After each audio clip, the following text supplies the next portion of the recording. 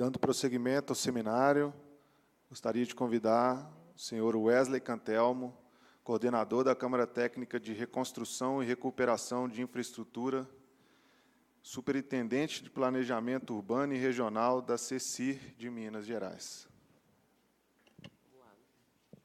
Bom dia a todos e todas.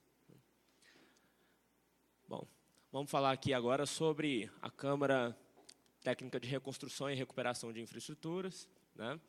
É uma Câmara que tem sua atuação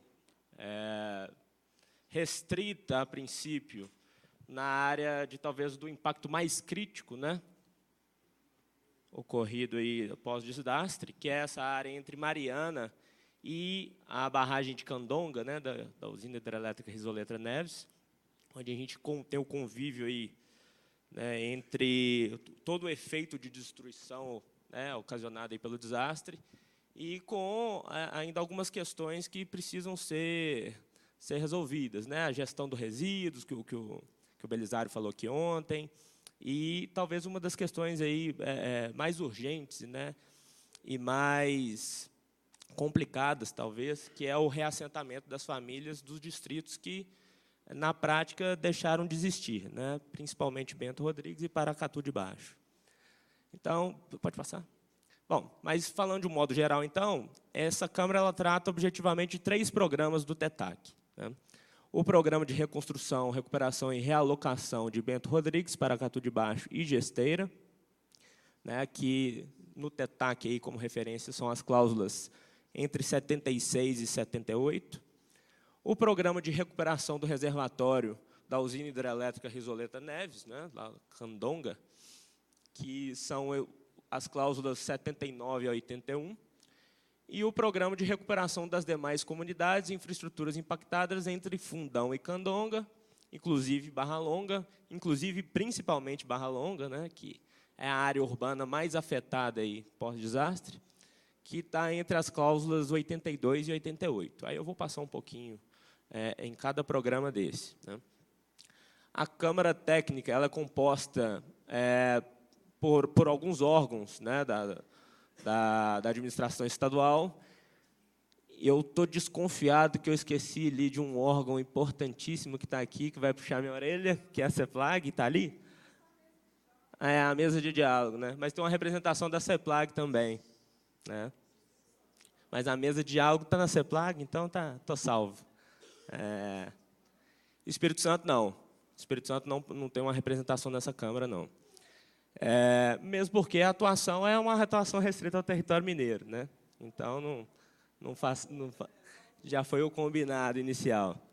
E, fundamentalmente, as prefeituras, né, que compõem esse território aí, que é a Prefeitura de Mariana, Barra Longa, Rio Doce e Santa Cruz do Escalvado. Podemos passar.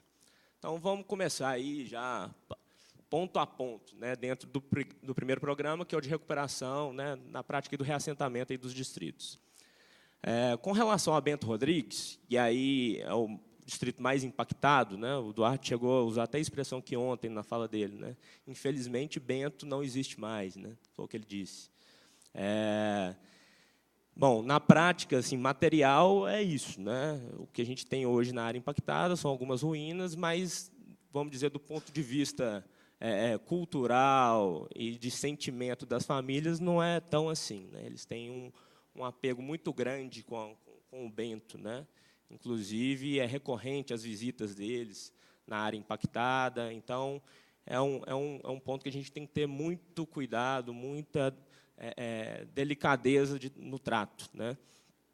Bom, são 226 famílias a serem reassentadas, tá? As famílias se encontram em moradias temporárias na sede mariana. Isso vale também para as famílias de Paracatu de Baixo, né? Elas moram hoje, né, desde o desastre, em imóveis alugados, alugados pela Renova, o que não deixa de ser uma experiência traumática para essas famílias, né?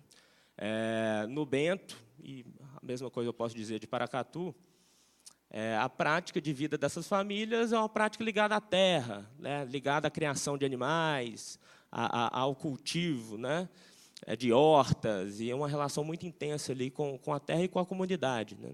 Hoje eles estão inseridos num contexto, na sede do município de Mariana, no contexto urbano, e isso tem uma série de consequências.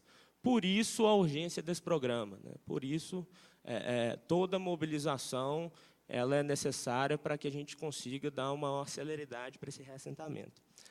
Ao mesmo tempo, não é uma tarefa fácil, né? É diferente de tudo que a gente está acostumado, né? Seja na perspectiva da geração, né, da expansão, né, de urbana tradicional, né, de um loteamento tradicional, ele, no geral, ele se adequa às condições, se limita às condições do território, né?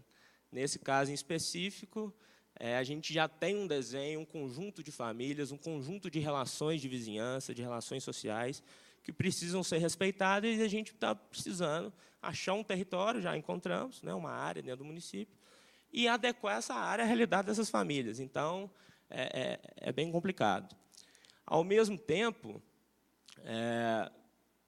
se a gente for comparar a um reassentamento tradicional, né, dos que a gente vislumbra já há algum tempo, principalmente com intervenções, né, de empreendimentos de grande impacto, usinas hidrelétricas, tradicionalmente a gente consegue fazer isso de um modo planejado, alinhado à execução desse empreendimento.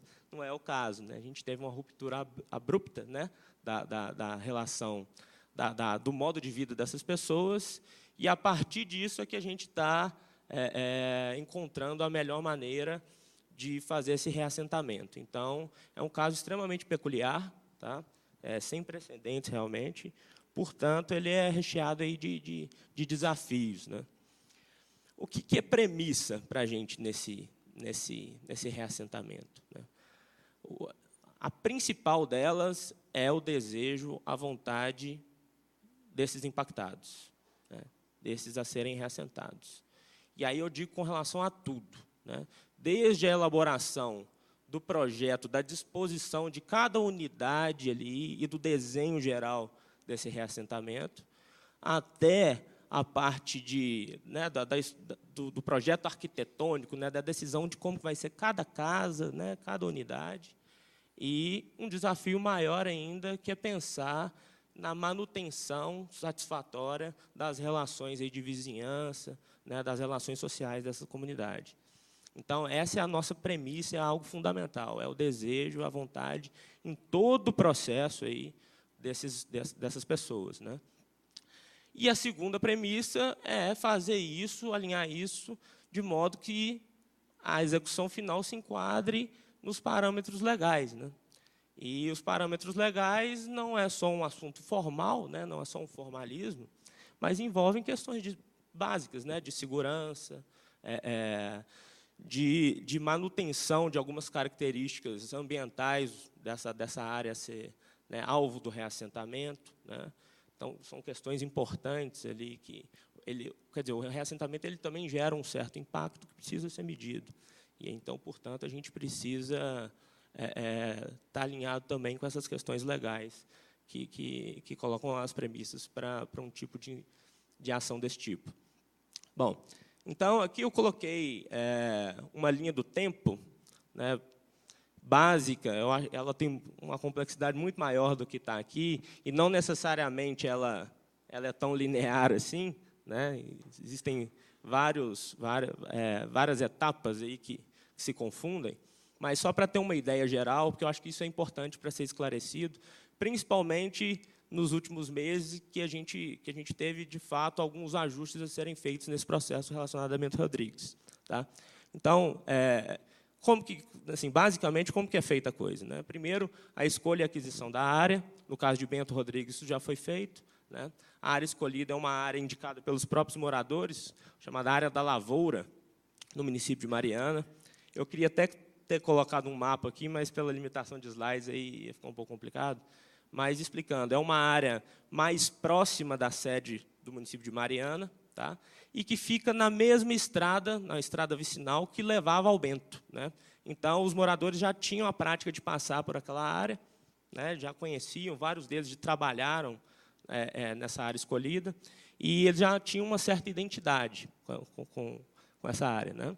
A área de lavoura. Bom, então, feita a escolha e a aquisição da área, partiu-se aí para o desenho, né? O desenho, a Renova gosta de colocar um master plan, né? É o desenho desse reassentamento. E aí um desafio enorme, né? Foram feitas mais de 60 reuniões, né, de negociação e de entendimento com a população, né, com a população de Bento. Esse processo também tem sido acompanhado por uma assessoria técnica, né, vinculada a uma iniciativa muito boa, que tem acompanhado também muito de perto do Ministério Público, mais especificamente na comarca de Mariana, né, o doutor Guilherme Meneghini. E então a gente tem acompanhado isso em conjunto lá. Então, foi feito um primeiro modelo, a população não se identificou naquele primeiro modelo, no primeiro formato, então partiu-se aí com a ajuda da assessoria técnica para um outro método de construção, num desenho muito próximo, né, ao que era o Bento impactado, ao que era o Bento, e chegou-se a esse desenho, e aí veio o primeiro desafio, né, que é a adequação desse desenho ao que a lei determina. E aí, reforço novamente, não é a questão formal, mas a lei traz questões que são básicas de segurança, né, de qualidade do projeto. E aí identificamos um primeiro problema, já no âmbito da Câmara Técnica, que alguns lotes previstos nesse desenho, eles estavam numa área com declividade superior a 47%. Isso, em Minas Gerais, significa uma área não parcelável. Tá?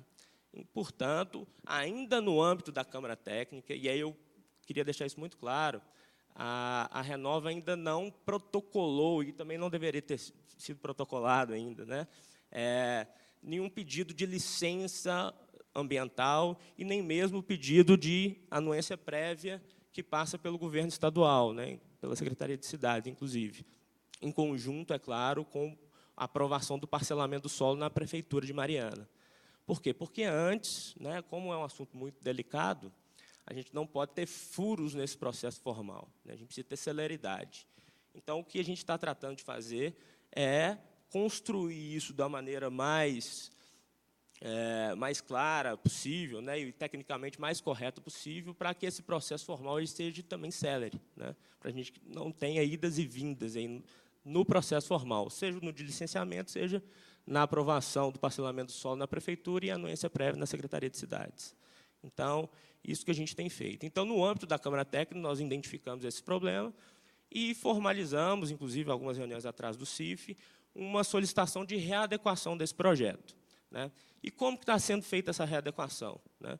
Numa conversa, primeiro, numa iniciativa de esclarecimento à população do que é isso, por conta de que essa readequação precisa ser feita, inclusive com uma ação ativa do governo do Estado, fizemos uma reunião com os moradores, né, Secretaria de Cidade, Secretaria de Meio Ambiente, esclarecendo esse ponto, com um nível de entendimento disso da população assim, muito interessante, né? As pessoas elas viram realmente a necessidade de adequação desse ponto que foi alertado pela Câmara Técnica, e partimos, então, para essa readequação e esperamos, logo já fechar esse formato e encaminhar aí para as próximas etapas. Né?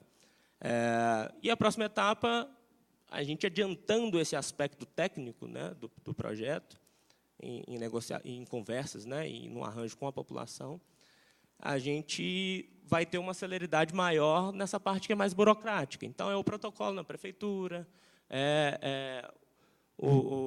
a anuência prévia no governo do Estado, o processo de licenciamento ambiental, e com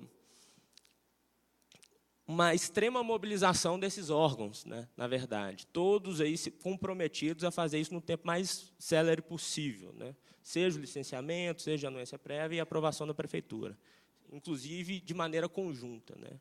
O alinhamento é um alinhamento extenso, um alinhamento intenso, né, entre esses órgãos para fazer esse processo, inclusive com o Ministério Público. Né, recentemente, inclusive, tivemos uma reunião né, com as duas coordenadorias, seja a de habitação e urbanismo e a de meio ambiente, com a comarca, com o representante da comarca de Mariana. Temos aí reunido esforços aí para conseguir dar a maior celeridade possível nesse processo.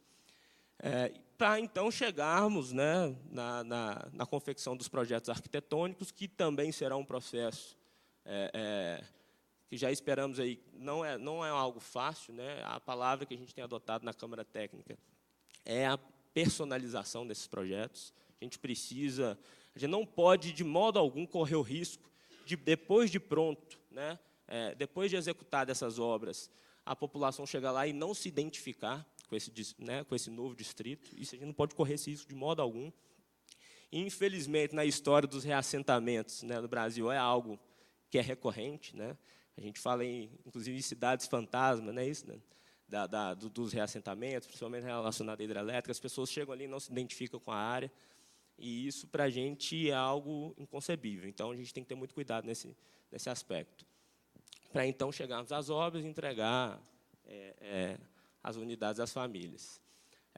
Em paralelo a esse processo, agora, nessa linha, tem algumas medidas que precisam ser tomadas, né? A maioria delas envolve a Prefeitura de Mariana, mas que tem contado com apoio intenso aí dos órgãos de governo. Um deles é um projeto de expansão urbana, né? É uma obrigação legal, o Estatuto da Cidade coloca, né? O projeto de expansão urbana ele é obrigatório quando você faz uma alteração no perímetro urbano municipal, e ele precisa trazer os critérios, né, os parâmetros urbanísticos dessa área. Então, a gente está trabalhando isso também junto à Prefeitura de Mariana, e aí, mais uma vez, uma parceria entre o Governo do Estado, Ministério Público e Prefeitura, né, envolve um processo participativo nesse aspecto também, que é importante. E aí, não só com a comunidade impactada, mas com todo o município de Mariana. Então, é algo que a gente precisa ter um trabalho bem certo, bem feito. Além disso, o Governo do Estado, né, tem feito um acompanhamento intensivo, in loco, né, com a população. Numa conversa, a gente precisa ter muita clareza, né, do que é esse desejo da população. Então, inclusive, é um reforço que a gente tem feito, a Renova sempre, né, dos métodos participativos, né, algo que dê muita transparência a esse processo, não só para os moradores, mas para toda a sociedade mariana. E a mobilização dos órgãos eu já disse. Pode passar, por favor. Bom, com relação ao Paracatu de Baixo, o processo, em termos de organização, ele é idêntico, mas aí temos algumas peculiaridades, né, com relação ao Paracatu de Baixo. Primeiro, a aquisição e escolha da área foi um processo um tanto mais complicado, por conta que a área escolhida ela envolve um número maior de proprietários, portanto, uma negociação que é mais complexa, né? Mas a Renova já praticamente fechou esse processo. Se eu não me engano, são 9 propriedades, correto, Marcelo? 9 propriedades. Na área de Bento, né, na área de lavoura, era um proprietário só, inclusive o CNPJ, tornou muito mais fácil. Aqui são pessoas físicas e 9 proprietários. É uma área também não muito fácil de ser trabalhada em termos de projeto, né? Para quem conhece a região, a gente está no núcleo do quadrilátero ferrífero ali, então a área, né, com relevo bastante acidentado, né? O município de Mariana inteiro é assim, e a área de Paracatu tem esse desafio aí de projeto, né? Então, a gente está trabalhando aí também junto à Fundação para chegar num formato que atenda a população e que respeite os parâmetros legais. E aí, então, já estamos nessa fase de discussão com a Comissão de Moradores e a Assessoria Técnica. Bom, já disse isso, então, e a aquisição das áreas para o reassentamento, já disse também. Então, essa é a peculiaridade de Paracatu. O processo, as premissas são as mesmas, né? Pode passar. E, por fim, nesse programa, o reassentamento de Gesteira. É um reassentamento menor, são 8 famílias, né? E a gente está, aparentemente, é mais fácil, né, digamos assim, mas a gente está encontrando o maior desafio nesse processo relacionado à aquisição da área, né? A área já foi escolhida pelos moradores, mas é uma negociação com um único proprietário também, mas um tanto quanto complicada, né? Nessa negociação, inclusive, já há um envolvimento do Ministério Público Federal, na comarca de Ponte Nova, né, a assessoria técnica que tem entrado para auxiliar nesse processo, e o governo do Estado também tem acompanhado e trabalhado aí no sentido dessa negociação. A gente precisa resolver isso aí urgente, né? E o que impacta aí, né, em todo o processo. Então, a área de gesteira, realmente, a gente precisa ter definições um pouco mais rápidas aí. Pode passar. Lembrando que gesteira, só para, né, tá aqui no slide, né, Paracatu de Baixo e Bento Rodrigues é no município de Mariana, e gesteira já é no município de Barra Longa. Tá? Não, está aqui, está em gesteira. Pode deixar. Com relação à gesteira, existem outras intervenções além do reassentamento, e essas intervenções já estão praticamente prontas, né?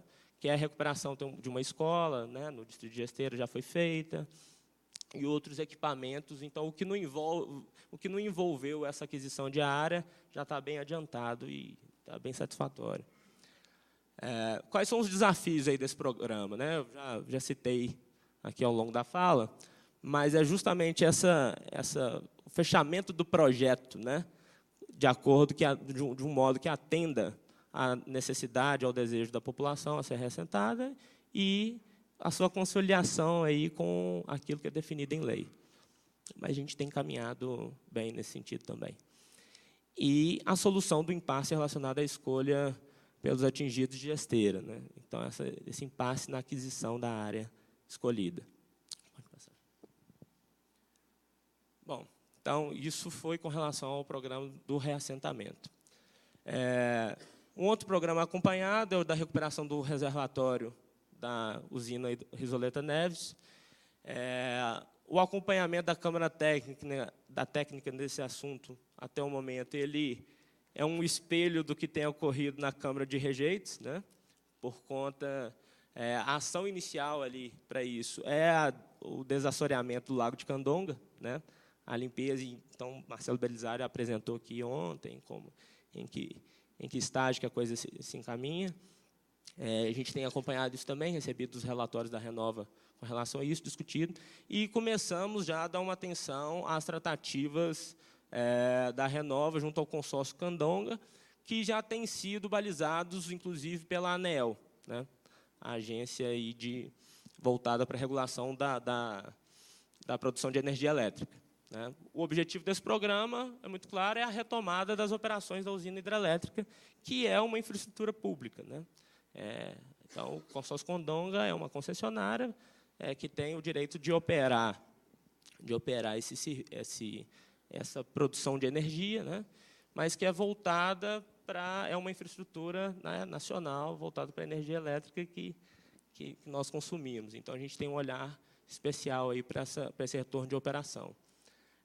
O desafio, muito claro, é a retomada plena aí das operações da usina, né? Ainda estão sendo estudados os impactos reais sobre a estrutura de geração de energia, mesmo porque isso envolveu a retirada da lama até para fazer a avaliação desse impacto, né? Mas isso é uma tratativa que já está avançando bem entre a concessionária, a Renova, e agora também balizado pela ANEEL. Pode passar.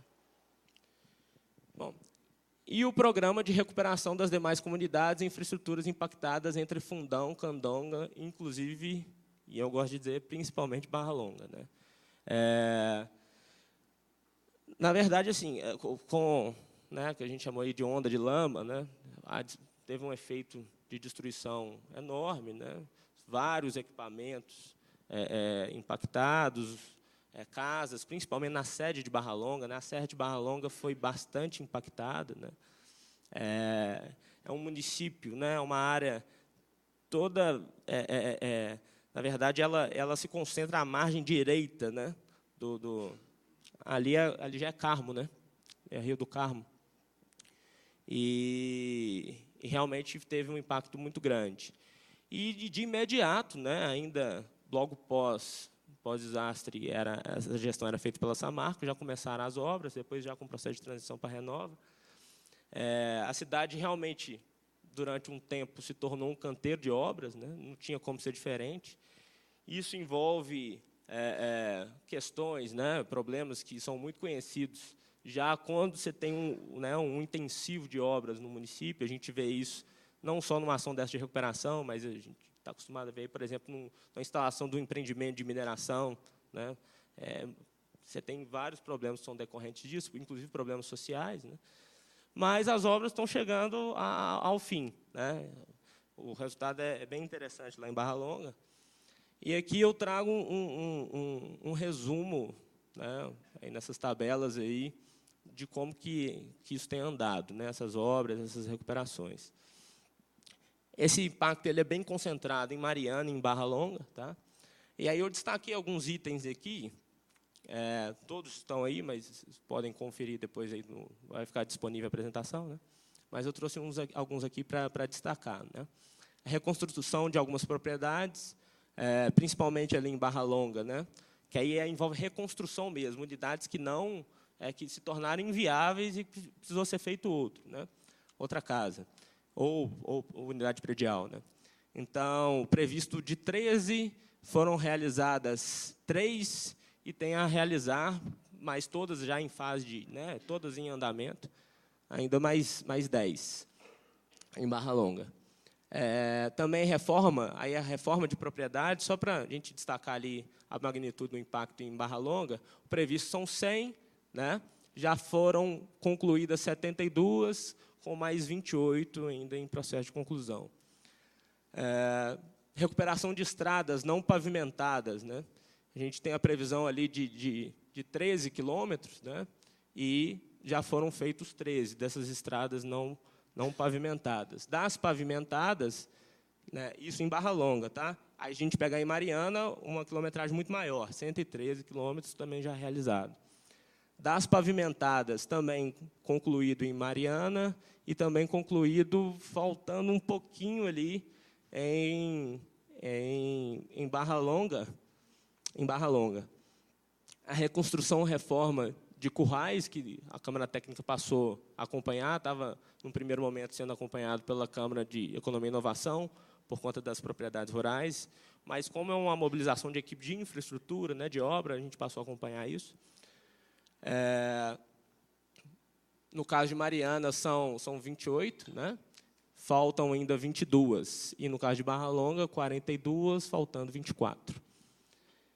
E também a gente destacou aqui a demolição de estruturas comprometidas e remanescentes, né, e a sua consequente limpeza, prevista em Mariana 27, a realizar 21. Aí tem um ponto importante dessas estruturas, que algumas delas ainda não podem sofrer algum tipo de intervenção por falta de definição, e aí por processos jurídicos aí que estão estudando ainda envolve questão de destinação da área, dentre elas algumas intervenções na área impactada de Bento Rodrigues. Precisa se definir o que vai ser feito da área antes de promover a intervenção. E, em Barra Longa, previsto 13 e já foram feitas 8. Né? Faltam 5 ali. E aqui é um quadro geral, né, de como são essas intervenções. E aí eu queria destacar o seguinte: a Câmara Técnica ela estruturou um planejamento para esse programa, né, já com alguns indicadores para promover esse acompanhamento, e tem sido feita uma verificação por parte da auditoria independente contratada, né, que foi algo que a gente acertou também o formato dessa auditoria, que envolve, inclusive, a avaliação técnica da execução dessas obras, né? Então, uma avaliação estritamente de engenharia. Os engenheiros dessa auditoria vão lá, conferem, fazem relatórios, né, da qualidade das obras. A gente acertou também um termo de aceite do morador ou do responsável pelaquela unidade para dar o aceite com relação à execução da obra.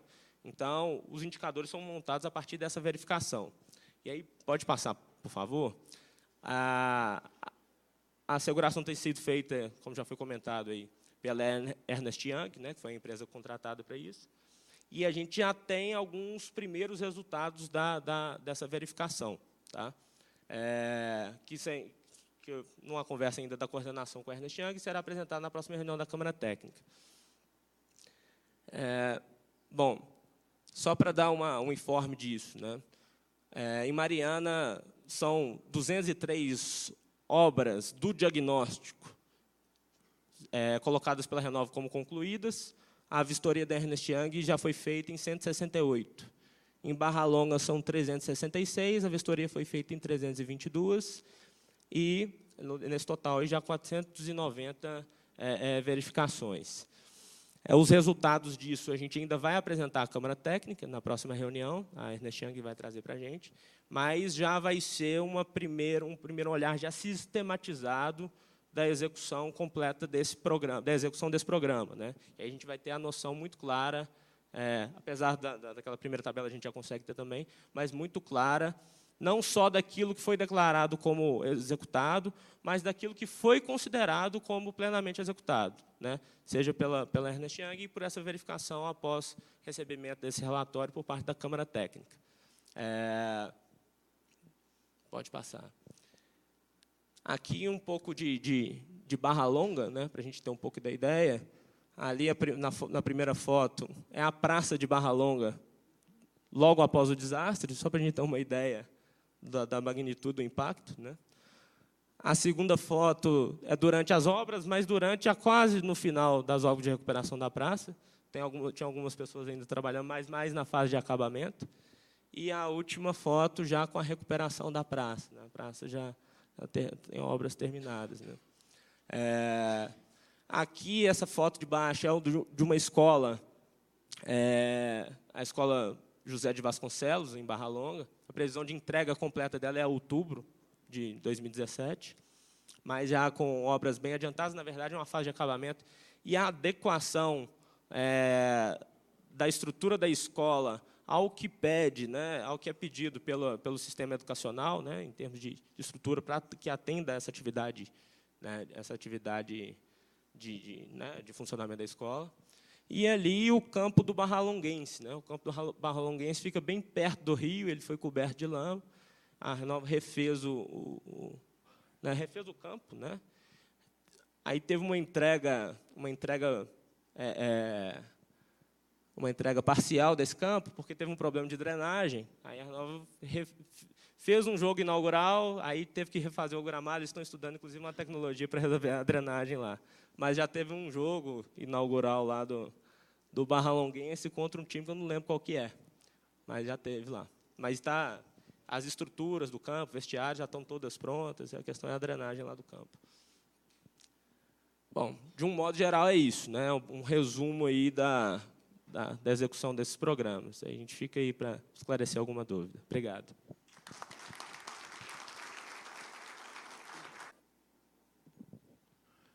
Bom dia a todos. Eu, em primeiro lugar, queria agradecer a oportunidade de apresentar os trabalhos que a gente vem realizando na Câmara Técnica de Economia e Inovação. A minha formação é em administração de empresas e sou responsável pela área de inovação em mineração no INDE, que é a Agência de Promoção de Investimento de Minas Gerais. Bom, a história do INDE em relação à Câmara Técnica começa com a força-tarefa de Minas Gerais, que foi mencionada aqui ontem.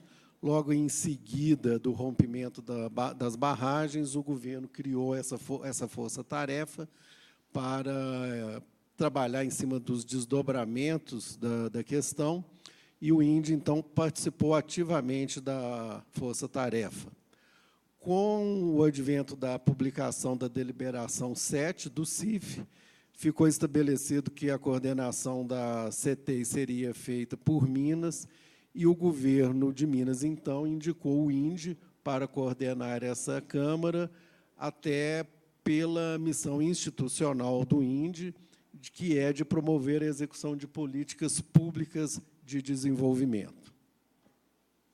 Os integrantes da CTI são entes do Espírito Santo, de Minas Gerais e do governo federal, e a Prefeitura de Mariana também participa ativamente. Desde a instalação da Câmara, né, que foi a partir de agosto de 2016, nós, então, nos organizamos para as primeiras reuniões, com a indicação dos membros que participariam. Internamente, no INDE, nós criamos uma estrutura de secretaria. Então, lá dentro do INDE, eu sou responsável pela secretaria da Câmara, juntamente com um analista e uma estagiária. Nós, então, fazemos toda a parte de organização das reuniões, das atas, arquivo dos documentos que vêm da Renova e do CIF, convocação das reuniões. Desde então, nós fizemos as reuniões mensais, conforme o previsto, fizemos, então, 12 reuniões da Câmara Técnica, e temos sempre estado presente nas reuniões do CIF, e realizamos também frequentes reuniões com a Renova e entes ligados ao processo de implantação dos programas. Nesse período, a ACT elaborou 26 notas técnicas e aprovou 13 deliberações no CIF. Nós temos 7 programas, né, sob a nossa atribuição: o Programa de Apoio à Pesquisa e Inovação, o Programa de Retomada das Atividades Aquícolas e Pesqueiras, Programa de Retomada das Atividades Agropecuárias, o Programa de Recuperação e Diversificação da Economia Regional, de Recuperação de Micro e Pequenos Negócios, o Programa de Estímulo à Contratação Local e o Programa de Ressarcimento dos Gastos Públicos Extraordinários. Então, vou falar um pouco das deliberações que nós aprovamos no geral, sobre todos os programas. Cada deliberação dessa, o fluxo aí é elaborado uma nota técnica, a gente traz a nota técnica ao CIF e aí aprova a deliberação. Eu acho que esse quadro é para exemplificar como é o fluxo de trabalho, é muito trabalho. Eu destacaria ali, como exemplo, as deliberações ali do programa 7, né, que foram várias etapas relacionadas com ressarcimento. Então, muitas vezes, a Renova apresenta um documento, a gente avalia na Câmara Técnica, sugere uma nota técnica, aprova no CIF, encaminha para a Renova faz os ajustes, aquilo gera um segundo documento, que, às vezes, ainda a gente senta com a Renova para novas negociações e ajustes, e aí gera uma nova nota técnica, uma nova deliberação, até chegar, por exemplo, ali, ainda utilizando como exemplo o programa de ressarcimento, a deliberação 85, que, então, você aprova a versão final do documento, e aí ela passa para a fase de implementação. Okay? Então, falando um pouco de cada programa, em relação ao programa de inovação, nós temos assinado um convênio entre Renova, a FAPES, no Espírito Santo, e a FAPEMIG, em Minas Gerais, que prevê a realização de pesquisas para o cumprimento do que está previsto nas cláusulas 113 a 115 do TETAC. Essas cláusulas estabelecem que deverão ser realizadas pesquisas visando a utilização encontrar novos usos para os rejeitos de mineração, no sentido de remediar os impactos decorrentes do evento. E prevê também que essas pesquisas podem e devem ser realizadas por intermédio de parcerias com instituições públicas de pesquisa. Então, uma parte dessas pesquisas visam identificar soluções para transformar rejeitos em matéria-prima para novos produtos, e aí isso tem também uma outra deliberação que diz respeito a estudos ligados a isso aí para certificação desses produtos.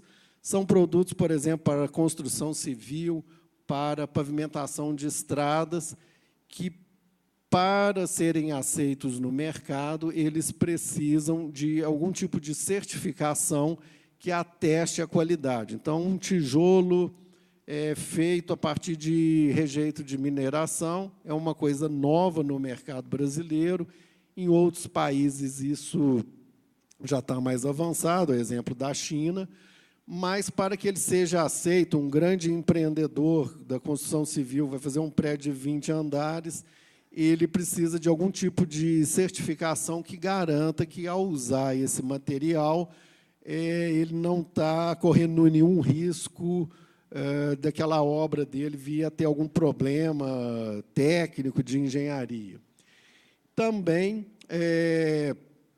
podem ser realizadas pesquisas por intermédio desse convênio, para atender qualquer demanda dos outros programas do TETAC, com problemas de pesquisas indicados pelas outras câmaras técnicas e pela Renova.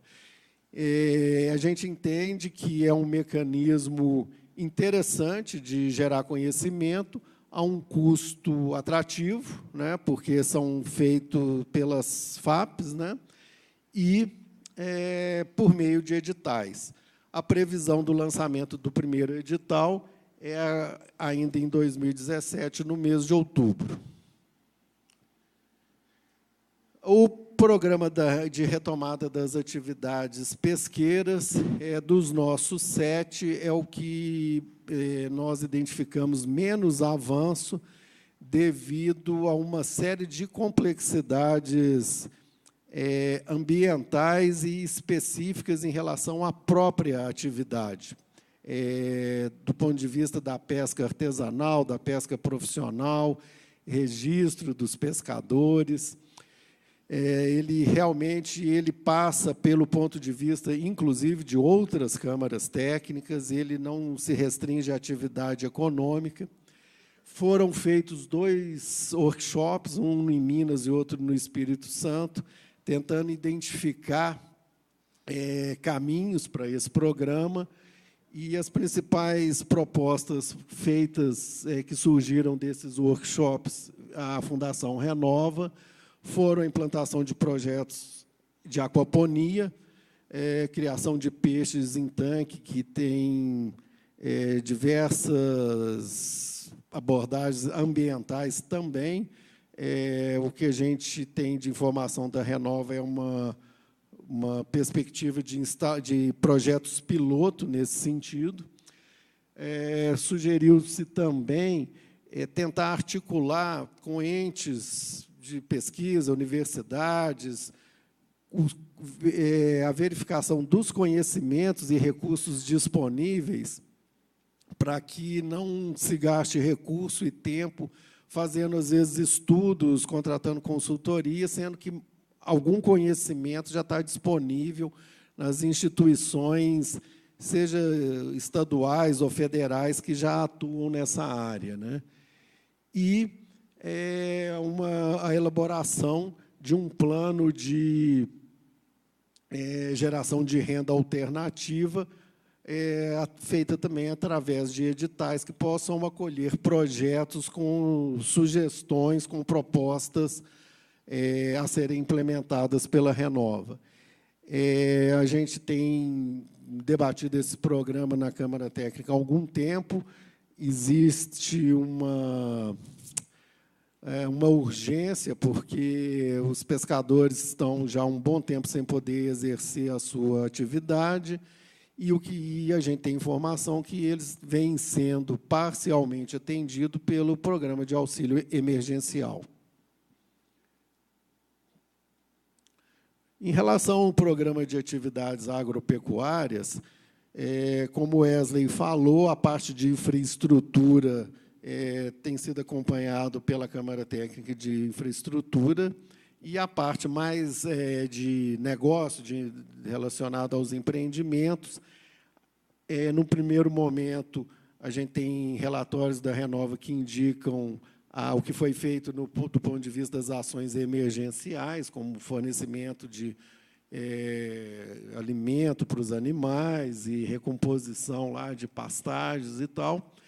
E eu acho que o ponto de destaque aqui, em relação a esse programa, foi a aprovação da nota técnica 11 e da deliberação 56 do CIF, que valida o ISA, que são indicadores de sustentabilidade em agrossistemas, como um indicador para a recuperação dessas propriedades rurais. O ISA é composto por um conjunto de 21 indicadores que consideram aspectos socioeconômicos e ambientais. Então, o Leonardo mencionou aqui, na apresentação dele, rapidamente, o ISA. Ele foi um indicador desenvolvido em Minas Gerais pelos principais entes ligados a essa temática, que considera a propriedade num sentido bem abrangente. Então, o que se busca aqui, ao utilizar o ISA, é ir um pouco além do que trazer a propriedade rural atingida para o estágio em que ela se encontrava anteriormente ao evento. Ao definir como indicador de efetividade do programa o ISA 0,7, nós estamos dizendo que a propriedade vai ser trazida a um patamar de sustentabilidade considerado interessante, digamos assim, do ponto de vista econômico e do ponto de vista ambiental, independente do estágio que ela estava em relação a isso anteriormente ao evento, até porque não existe dados registrados de como que estava cada propriedade antes de 5 de novembro, né, de 2015. Em relação à recuperação e diversificação da economia regional, houve uma aprovação na reunião do CIF do dia 23, relacionada à constituição dos fundos de desenvolvimento. Esses fundos são previstos no TETAC, nas cláusulas 129 e 130, e o que se busca aí é que tanto o BDMG como o BANDES possam oferecer linhas de crédito para financiamento a empresas e microempreendedores individuais, possam oferecer, aí nesse primeiro item, principalmente seria para capital de giro, por exemplo, possa oferecer equalização de taxa de juros. Então, aí, ao identificar um empreendimento que possa ser interessante, a atração de um investimento interessante para a região, a equalização significa que o empreendedor vai pagar uma taxa de juros abaixo da taxa de mercado que o agente financeiro pratica, e esse fundo, então, seria usado para cobrir essa diferença. Garantir financiamentos, porque, dada a característica dos empreendedores da região, em muitos casos, eles teriam dificuldades em cumprir as exigências dos agentes financeiros. Então, aí o fundo entra como garantidor, assumindo parte do risco e viabilizando, se for o caso, financiamentos para empreendedores que talvez não tivessem seus cadastros aprovados. E investimentos em atividades sustentáveis, que, dependendo do tipo de empreendimento, do tipo de investimento a ser atraído, o fundo pode entrar como um sócio temporário para ajudar a alavancar o empreendimento, na primeira etapa, e depois ele se retira do negócio. A gente está prevendo o início das operações desses fundos, ainda para esse ano. As negociações de renova com o BDMG e com o BANDES estão avançadas, e eu acho que é possível que isso comece a operar ainda esse ano. Em relação à recuperação dos micro e pequenos negócios, a gente tem relatórios da Renova que apresentam dados que mostram atendimento a esses empreendimentos ainda na fase emergencial, que foi principalmente por meio de reposição de máquinas, equipamentos, estoque, pagamentos de boletos, no período em que esses empreendimentos ficaram sem poder atuar, né? Então, foi feito auxílio financeiro, foi feito compra de estoque, pagamentos de algumas contas, e esse é um programa que ele tem um aspecto assim, mais emergencial, né? Então, a gente tem recebido relatórios de Renova de que isso, no primeiro momento, foi feito, inclusive, até mais pela Samarco, houve uma continuidade e está sendo atendido. Bom, o programa de estímulo à contratação local, ele, para nós, é muito importante, porque ele trabalha junto, né, com o programa de recuperação e diversificação, é um mecanismo aí de incentivar a economia e o empreendedorismo local. Nós trabalhamos na Câmara Técnica e aprovamos 2 notas técnicas e 2 liberações no CIF, no sentido de criar formalmente uma hierarquia de como a Renova deveria efetuar as suas compras, as suas contratações. Então, havendo uma demanda de serviço ou produto por parte da Renova, ela deverá buscar primeiro no município, onde aquilo vai ser realizado, dentro dos 39 municípios abrangidos pelo TETAC, não encontrando no próximo município vizinho, não encontrando na microrregião, não encontrando na mesorregião, e se não encontrar dentro do estado de preferência. Muita discussão e muita conversa com Renova sobre isso, porque, dadas as características da região, nem sempre todos os produtos e serviços são encontrados, mas aí, treinamento, incentivo à abertura de novas empresas, isso conjugado com aqueles recursos de financiamento, podem alavancar aí, economicamente a região, porque a gente sabe que os recursos que a Renova vai investir nos próximos anos são expressivos, e se a gente imaginar isso aplicado a todos os programas do TETAC, toda vez que a Renova for fazer algum investimento, ela tentando priorizar através desses critérios, vai deixar renda na região, tributos dentro dos municípios e assim por diante.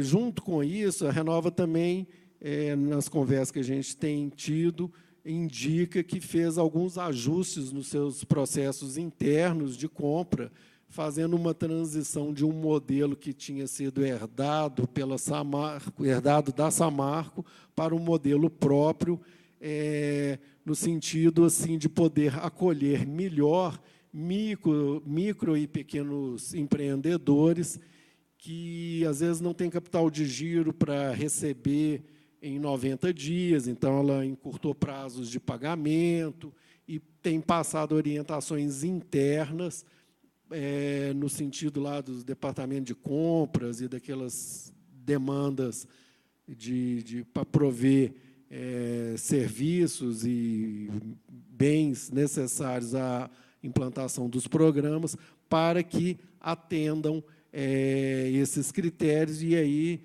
gerem receita nos municípios, gerem emprego e renda na região. Bom, o programa de ressarcimento de gastos públicos extraordinários, ele tem, né, ainda no TETAC uma abordagem de que esse ressarcimento viria ao final da execução dos demais programas do TETAC. Então, isso ficaria para um prazo sei lá, daqui a 10 anos, 15 anos, talvez. Foi desenvolvida, ao longo dos últimos meses, toda uma série de negociações com a Renova, que compreendeu a importância de antecipar esse ressarcimento, até em virtude de questões internas dos municípios, de receita, de queda de arrecadação, como o Duarte, prefeito de Mariana, expôs aqui ontem. Então, nós conseguimos trazer para o momento presente, para 2007, o início do programa de ressarcimento, e não simplesmente seguir ao pé da letra o que está previsto no TETAC, deixar lá para o final. Foram feitas 2 ou 3 versões de documentos da Renova, 2 ou 3 ajustes por meio de nota técnica, até que a gente chegou num formato que é o seguinte: no TETAC existe uma tabela de gastos que chegam em torno de 27 milhões de reais, que foram feitos pela União, pelo Estado do Espírito Santo e pelo Estado de Minas Gerais.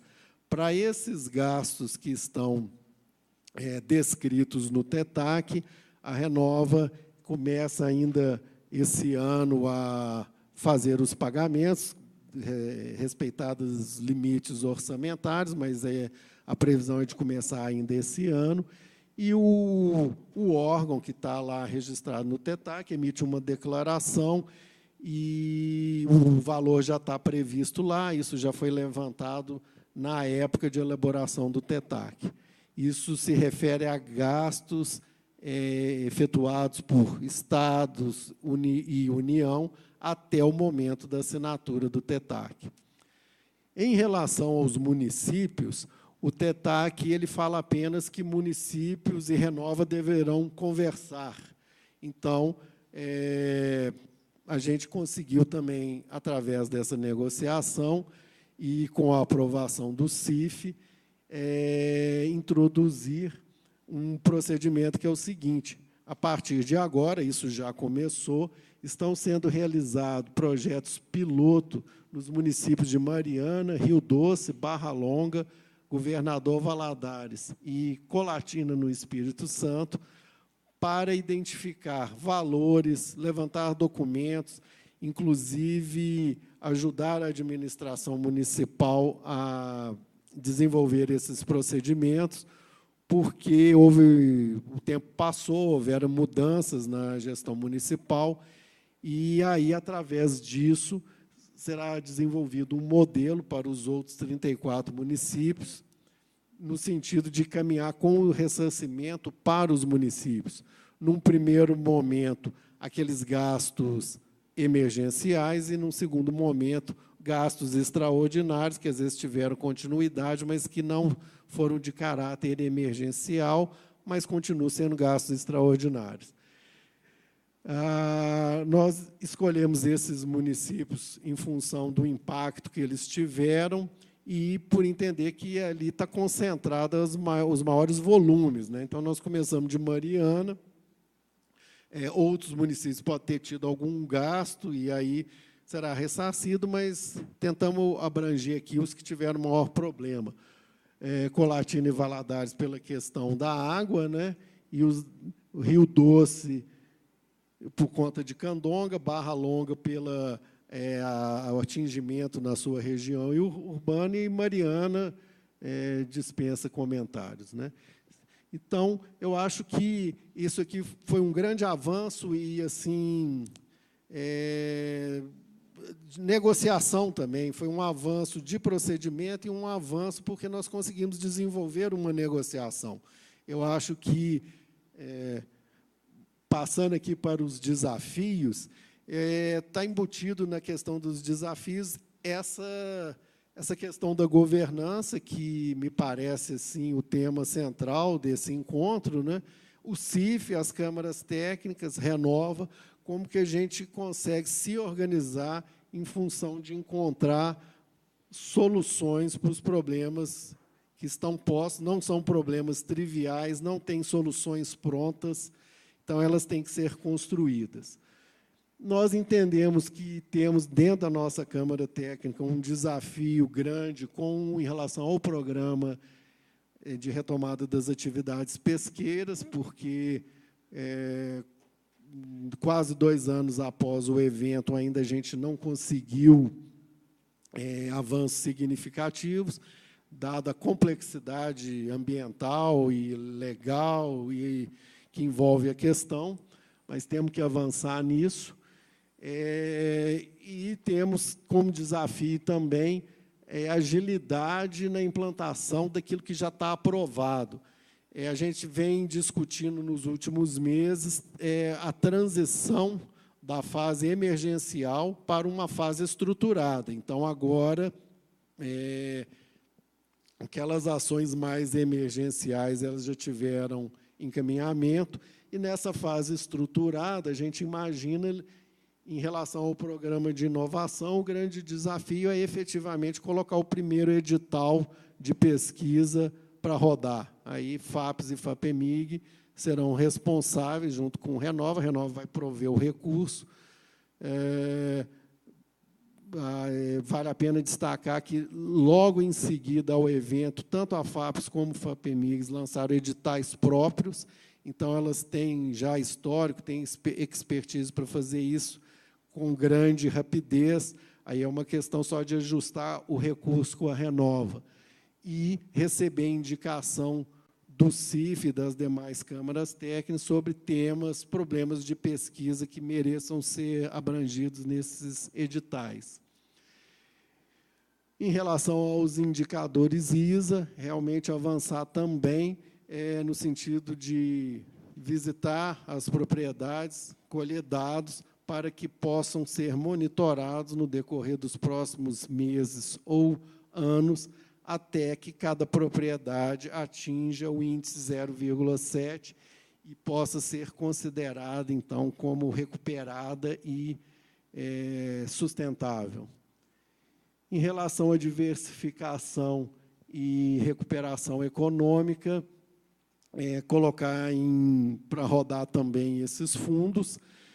O desafio aí de atrair para empresas âncoras, né, que possam realmente provocar uma mudança, no caso de Mariana, na dependência econômica que tem da mineração, e para a região como um todo, que tragam aí uma recuperação econômica. Além disso, uma componente que a gente tem que lidar aí é que a situação macroeconômica brasileira não está das mais favoráveis. Então, a gente tem um problema adicional aí que a gente tem que lidar. Em relação às compras locais, eu acho que, ligado, inclusive, ao programa anterior, sensibilizar internamente lá os setores pertinentes da Renova, mas, do lado dos empreendedores, realmente o desafio aí é a capacitação, criar e atração de novos empreendimentos que tenham realmente condições de serem fornecedores locais para todos os projetos que a Renova tem que implantar. E, em relação ao ressarcimento, concluir esses projetos piloto. Nós, na deliberação do CIF, foi estabelecido 90 dias. Ao final desses 90 dias, a gente sair com um projeto que possa dar encaminhamento para a questão dos municípios e, a partir aí, talvez de outubro, começar a fazer os pagamentos daqueles 27 milhões que estão já registrados no TETAC. E eu acho que sempre, né, a apresentação dos planos de ação detalhados, porque, como foi dito também aqui ontem, tudo isso começou a rodar e diagnósticos são feitos em paralelo, porque você não poderia esperar um prazo longo, contratar consultorias, fazer grandes diagnósticos e só depois começar a agir. Então, a gente tem realmente que se ajustar. É um processo trabalhoso, realmente, e, às vezes, existe um certo retrabalho inerente, que é de reajustar e negociar em torno de propostas. Isso, em algum momento, gera algum estresse, mas realmente a gente entende que a gente tem que aceitar como parte de uma construção. E, como atribuição da Câmara Técnica permanente, né, monitorar as diretrizes, os indicadores e os cronogramas dos 7 programas que estão sob a nossa responsabilidade. Bom, eu agradeço a todos pela atenção e estamos disponíveis aqui para as perguntas.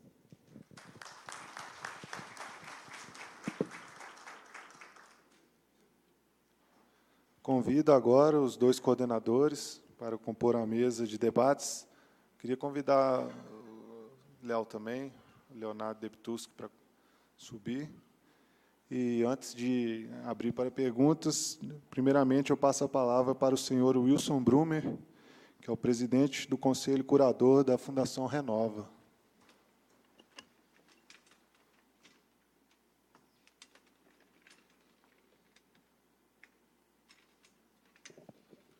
Bom dia a todos e a todas. Eu queria primeiro agradecer a oportunidade de dar aqui uma mensagem e, primeiramente, me permita saudar a senhora e dizer que, como cidadão brasileiro, eu fiquei muito orgulhoso de ver o que está acontecendo aqui nesses 2 dias. Eu acho que nós temos, certamente, um enorme desafio, mas ficou muito claro que, quando todo mundo se junta sem vaidade, sem querer tirar proveito pessoal desse processo, a gente consegue realmente vencer os desafios. Então, eu queria parabenizá-la. Eu acho que, dificilmente, sem a sua liderança, esse processo teria sido bem-sucedido, né? Certamente, o seminário, esse encontro desses 2 dias, mostrou para mim, e estão presentes aqui integrantes também do Conselho da Renova, assim como a toda a sua diretoria. O Roberto, hoje, certamente, na sua fala, vai detalhar mais coisas, mas eu queria dizer que, primeiro, eu me entendo e trabalhei durante boa parte da minha vida profissional naquela região. Eu entendo que nós temos aqui uma enorme oportunidade. Se nós simplesmente cumprirmos no final desse processo aquilo que está determinado nos acordos assinados, nos compromissos assinados, eu acho que nós estaríamos perdendo uma enorme oportunidade. Eu acho que, no final desse processo, nós temos que deixar a região melhor do que era. Isso vai ser só conseguido com parceria, com cada um fazendo melhor aquilo que pode ser feito. E eu queria deixar muito claramente para todos que estão presentes, particularmente para a senhora, a mensagem muito clara do comprometimento do Conselho de Curadores da Fundação Renova em relação a essa perspectiva. E, nessa linha, eu queria colocar alguns pontos para reflexão. Acho que foram debatidos aqui ontem, não quero ser repetitivo, né? Nós sabemos que o problema do Rio Doce já é um problema antigo, sabemos que a economia regional, tirando as grandes empresas que existem na região, ela tem problemas estruturais, os índices de desenvolvimento humano, não necessariamente em muitos dos municípios, são os melhores do próprio Estado, dos próprios estados ou do próprio país. Enfim, temos enormes desafios. Mas eu acho que, no final disso, nós podemos fazer melhor, né? Hoje foi colocado, assim como ontem, nos 40 mil hectares, hoje foi colocado o tema, por exemplo, da recuperação da parte de saneamento, da parte de recuperação das bacias. 500 milhões de reais é muito recurso, mas, certamente, para recuperar toda a bacia da forma com que é necessária, possivelmente vão precisar mais do que 500 milhões, né? Não tenho a menor dúvida que o comprometimento de 500 milhões, e acho que a demonstração disso é o valor que já está, inclusive, depositado, e o compromisso dos novos depósitos. Mas, aí, se me permite, meu caro Leonardo, eu sei que vocês têm debatido isso, o Roberto sempre tem nos colocado no Conselho a par, mas que a gente seja o mais criativo possível, que a gente fuja do convencional. Se, em alguns momentos ou em alguns locais, será possível implantar parceria pública-privadas, discutamos isso. Se o modelo é consorciado, vamos discuti-los. Se o modelo não é nenhum dos dois, é um terceiro, também vamos vamos debatê-los e vamos encontrar a melhor forma. Então, enfim, acho que temos aí N oportunidades, né? Seja nessa parte de saneamento, que a gente sabe que é crítico na região como um todo, né? Seja na parte do desenvolvimento de novos negócios, seja na parte de infraestrutura, na parte de treinamento de pessoas, da economia de fato se recuperar. Eu acho que nós temos aí um trabalho e saio daqui muito feliz. Feliz porque de tudo que eu ouvi, há uma conjugação e há um afunilamento, se podemos dizer assim, né, das ideias. Está todo mundo falando mais ou menos a mesma coisa, né? O que cabe a nós agora é realmente implantar essas coisas que foram todas discutidas. Nós, como Renova, né, Roberto, posso falar em nome também aqui um pouco seu, se me permite, temos a clara percepção e a humildade necessária para reconhecer que alguma coisa já foi feita, muita coisa ainda precisa ser feita. Certamente, algumas coisas não foram feitas conforme todos nós imaginávamos, mas não temos nenhum constrangimento em rediscutir, ver o que podemos aprimorar, ter a humildade de reconhecer aquilo que precisa ser aprimorado e, mais do que nunca, trabalharmos em equipe, né? Eu acho que alguém ontem do INPI, eu fiquei muito sensibilizado com a fala dele quando ele disse: isso aqui é Brasil, né? Mais ou menos isso, né? Isso aqui é real, né? Quem sabe está aí um modelo que a gente possa fazer dele realmente alguma coisa diferenciada, né? O Rio Doce é um problema já antigo, certamente o que aconteceu não ajudou em nada todo o processo, né? Mas nós temos aqui uma oportunidade de fazer muito melhor, né? Então, a minha fala é muito mais disso. Primeiro, de mostrar o comprometimento do Conselho de Curadores da Renova, em estarmos juntos nesse processo. Acho que a diretoria executiva tem mostrado esse comprometimento com todos vocês, né? Mas vamos juntos trabalhar. Acho que, como cidadão, como alguém que hoje compõe também o grupo da Renova, eu saio daqui muito satisfeito e feliz que a gente pode perseguir isso. Ou seja, transformar tudo o que aconteceu, todos os problemas, todas as crises que aconteceram, em algo que possa, no final do dia, a gente olhar daqui a alguns anos, olhar para trás e dizer assim: poxa, custou, perdemos o resto dos cabelos, alguns ficaram mais brancos, né, do que a gente tinha, mas valeu a pena, porque realmente a região ficou melhor. Então, era nesse sentido que eu queria dar esse depoimento e agradecer mais uma vez a oportunidade e parabenizá-la pelo encontro e pela liderança. Muito obrigado.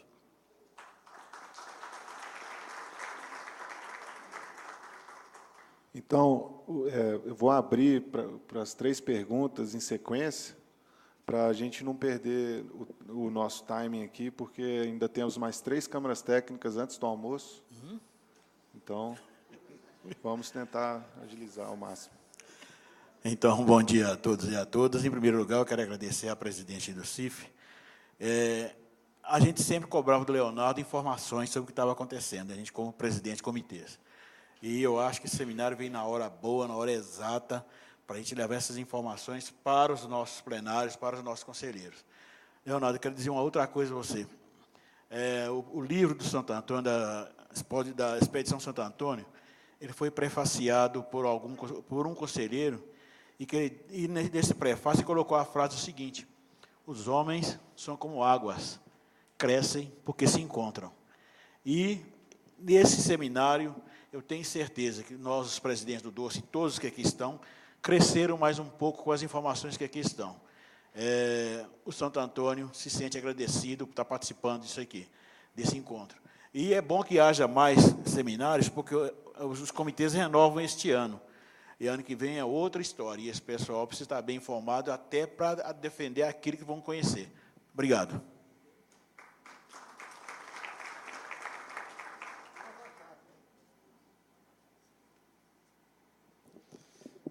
Bom dia, Ronivon, do CBH Caratinga. Filipão, sempre filosofando, né? Muito bom. Eu estava falando com o Leonardo no intervalo.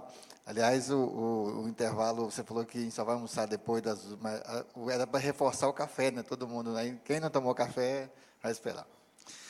Bom, só reforçando algumas coisas que o Leonardo colocou, mas uma delas que eu vou colocar pessoalmente, que é que o Comitê de Bacia é uma cachaça, né? Mas é uma cachaça boa. lá de Minas Gerais, né, Leonardo? Bom, e aí, assim, tem algumas coisas que eu acho que são fundamentais a gente reforçar, né? Primeiro, esse envolvimento da sociedade e desse trabalho que é realizado pelos comitês de bacia.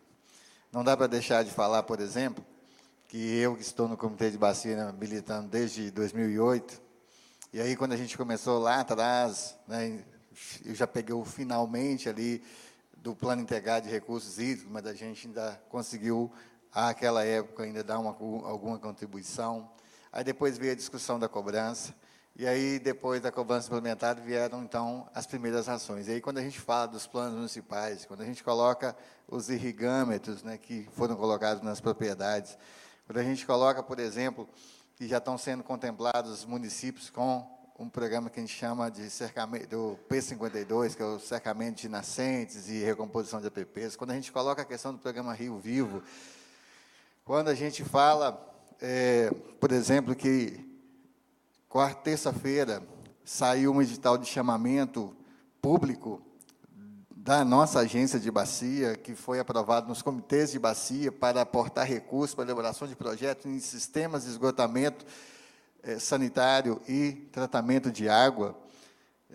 A gente está dizendo assim que aquilo que a gente sonhava lá atrás, que às vezes imaginava, será que um dia isso vai acontecer? Isso está acontecendo. Então, assim, é uma luta que está dando resultado, está apresentando os frutos. Então, Felipão, eu acho que você está muito certo quando você diz que os homens são como água, a gente se encontra e acho que o nosso destino é, de fato, o mar, ou seja, fazer as grandes ações através das pequenas, né, dos pequenos núcleos, dos pequenos grupos. E por isso que, como comitê de bacia, eu tenho defendido. E aí, vem uma crítica, embora a gente entenda e até concorde com o papel do comitê interpretativo, né, e sabe que, até o Leonardo citou ali, que uma governança não implica na outra, mas por que não fortalecer ainda mais os comitês de bacias? Por que não aportar ainda mais e apostar ainda mais nos comitês de bacia?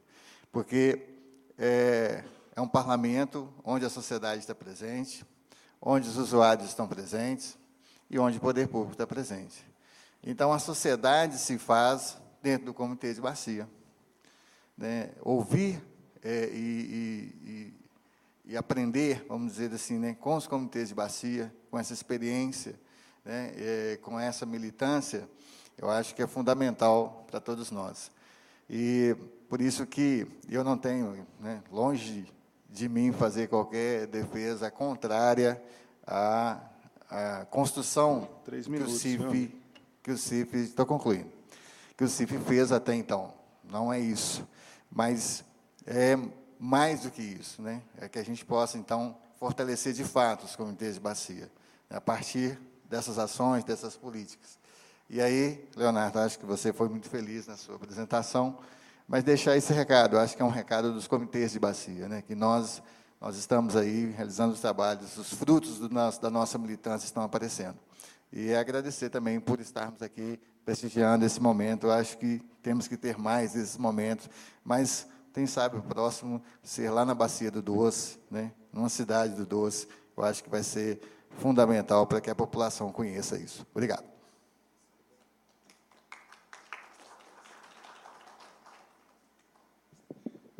Bom dia a todos. Meu nome é Gesmar, sou Gesmar Santos, sou do IPEA.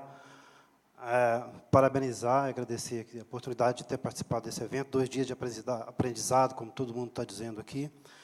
E 2 aspectos particulares me chamaram a atenção, vou deixar 2 perguntas. O primeiro é demonstrado mais do que outras vezes, a capacidade de organização do Estado brasileiro. O IBAMA já tem outras atividades que a gente acompanha de capacidade de organização institucional e de coordenação. Agora juntamos outros órgãos dentro do CIF, dentro do governo federal.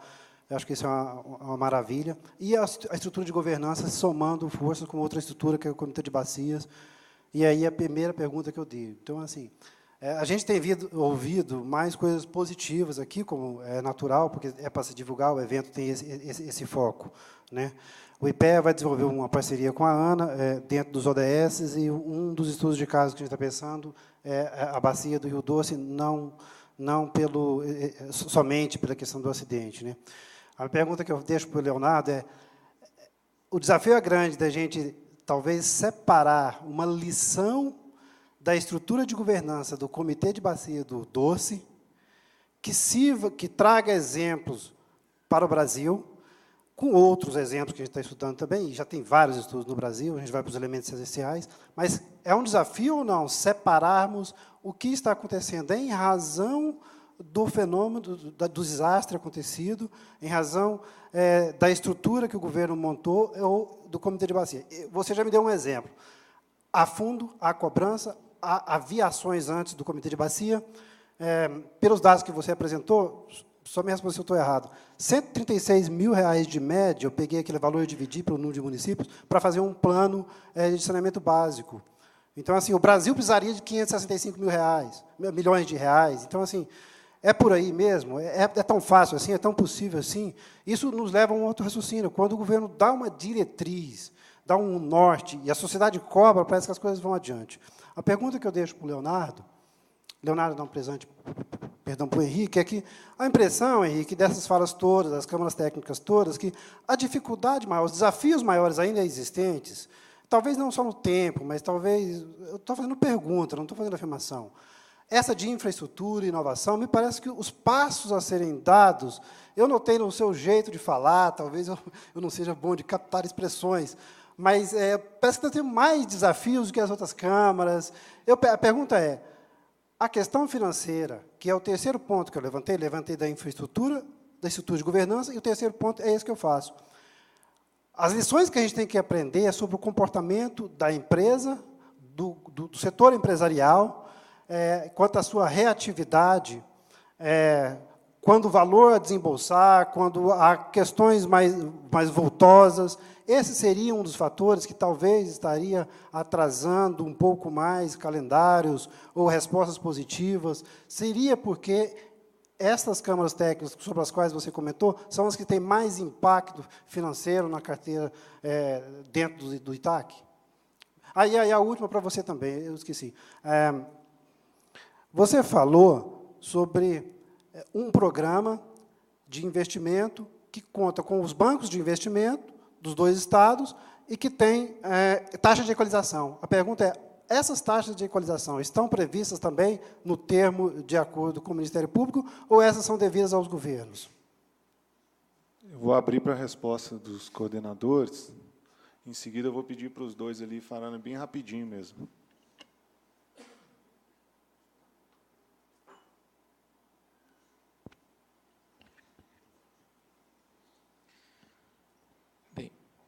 Primeiro, eu acho que algumas instituições que tiveram oportunidade de hoje estar aqui, entre elas o IPEA, acho que pode ser um grande parceiro de agora para frente, né?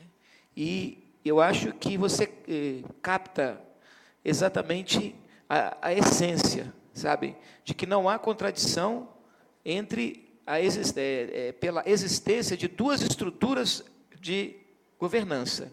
E aí eu acho que você está correto, sim, porque nós estamos trabalhando a partir de um desastre, né? Fato que é nosso, apenas aqui. Mas o que está acontecendo com o fortalecimento dos comitês de bacia pode ser uma experiência para as outras bacias brasileiras, né, de a gente focar no território da bacia e numa integração entre os entes federados. Quando se tem um plano, né, um plano comum, o que nos une aqui a todos? Governo federal, estados, municípios, comitês, é ter um plano comum de recuperação e revitalização da bacia, né? Então, assim, eu acho que é possível fortalecer as duas coisas, A lição com relação ao desastre é um modelo novo de reparação de danos, de compensação de danos e de revitalização da área afetada. Então, isso deixa uma experiência. A outra experiência precisa ser a de fortalecer o sistema formal de gerenciamento de recursos hídricos, que vale para o Brasil inteiro. Então, acho que por isso que nós colocamos lá, um dos 3 desafios é este, é fazer com que essas duas estruturas dialoguem permanentemente, uma fortaleça a outra, e uma é temporária, a outra é permanente. Evidentemente que, se as duas forem fortalecidas, todas as duas poderão cumprir melhor a sua missão. Então, isso está muito claro para nós, né? Então, eu acho que é isso. A segunda questão, eu vou dar outro dado para você, de que é possível, aquele custo que você viu, de 165 planos, nós fizemos no Doce, e já estão praticamente todos entregues, né, com uma qualidade razoável. Nós podemos apresentar esses planos para qualquer órgão. Mas, quando nós fizemos os planos do Condoeste, lá no Espírito Santo, eram, na época, 16 municípios. O consórcio, que era um consórcio para resíduos sólidos, conseguiu um recurso do PAC de R$ 1.340.000. Fizemos uma parceria com a Universidade Federal do Espírito Santo e elaboramos os 16 planos, além do plano integrado da região, já que era um consórcio. Ou seja, há um valor de R$ 83.000 de média por município. Então, se foi feito, é possível fazer. Então, assim, eu acho que, mesmo quando a gente considera o que estamos fazendo aqui na Bacia do Doce, nós estamos falando de valores de 20 bilhões para um prazo de 15 anos, que são essas ações todas que o CIF coordena e a Fundação executa, são para 15 anos. O que são 20 bilhões para as 3 esferas de governo, para um tempo de 15 anos? Não é um valor absurdo. Então, assim, eu acho que a experiência que a gente estava falando, o presidente da Fundação estava falando disso, de algumas experiências pelo mundo afora já, Inglaterra, ele citou uma, de buscar a solução de problemas. Em torno daquele problema, se faz um diagnóstico, prognóstico, junta todos os atores e vamos buscar a solução daquele problema. A gente tem uma cultura de agir de maneira pulverizada, num varejo que muitas vezes prejudica a nossa eficiência em tudo que a gente faz, né? Tipo assim, querer fazer tudo ao mesmo tempo e acaba não dando as respostas precisas. Então, essa experiência, ela pode ser uma experiência exitosa. Nós não precisamos ter nenhum desastre na Bacia do São Francisco, até porque há um grande desastre silencioso e longo que vem acontecendo, que agora a gente começa a ter, né, as consequências mais drásticas, mas nós podemos fazer isso na Bacia do São Francisco, fazer um plano onde todos vão se mobilizar para que a gente tenha soluções planejadas de 10, 15, 20 anos, de maneira integrada. Então, eu acho que é essa esperança de que eu falei, né, que nós estamos neste caminho.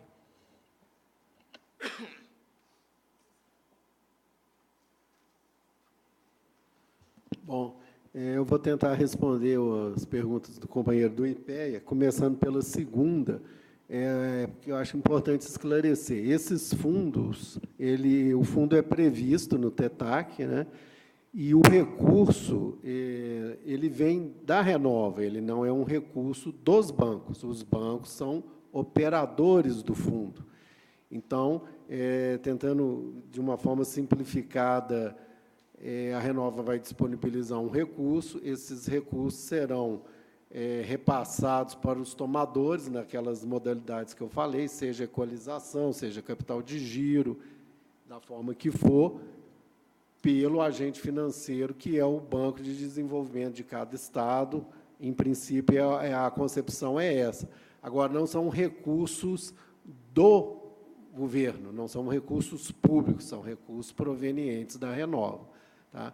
É claro que a constituição de um fundo desse e o aporte de recursos da Renova, se somado com algum recurso do banco, pode ter um efeito multiplicador. Então, se o banco recebe um recurso X, ele pode emprestar vários X, e não apenas aquele X que ele recebeu de Renova. Aí, isso parece um pouco com o que foi sugerido aqui de formação de PPPs. Você tem um recurso, você consegue multiplicar aquele recurso na medida que você cria mecanismos criativos de alocar o recurso. Mas a origem, é importante deixar claro, vem da Renova, não vem de recurso público. Agora, em relação à questão das empresas que você abordou, realmente eu acho que isso é um grande desafio.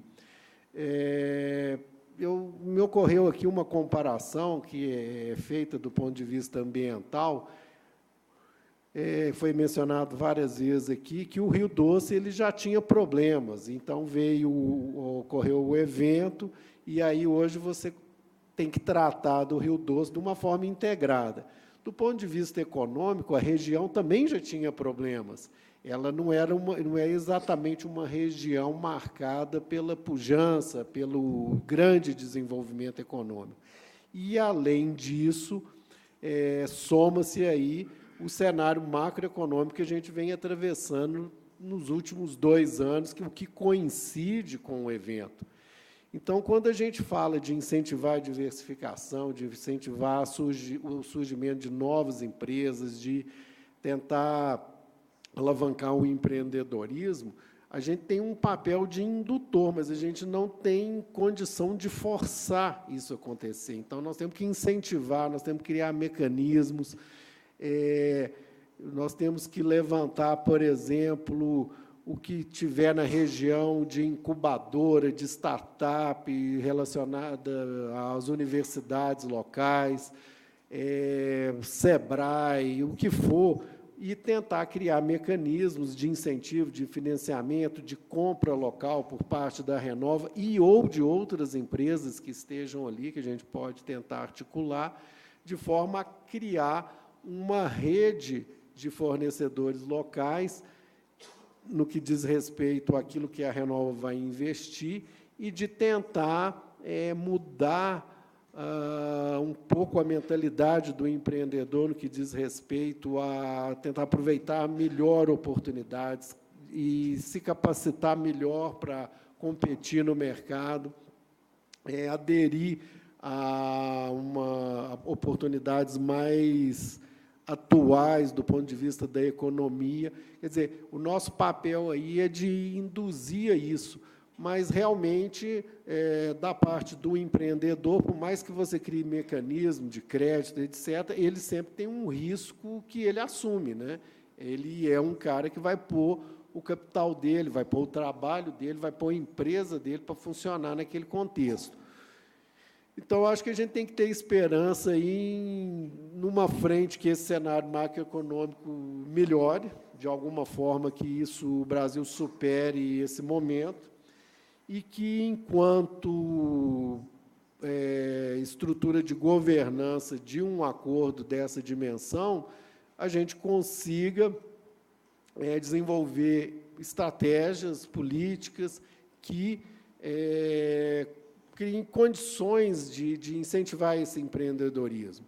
E também eu acho que é importante deixar claro que uma coisa é o papel do Estado, outra coisa é o papel da Renova, e o Estado tem o seu papel ali também. Então, toda essa articulação ela é de trabalho conjunto, cada um dentro da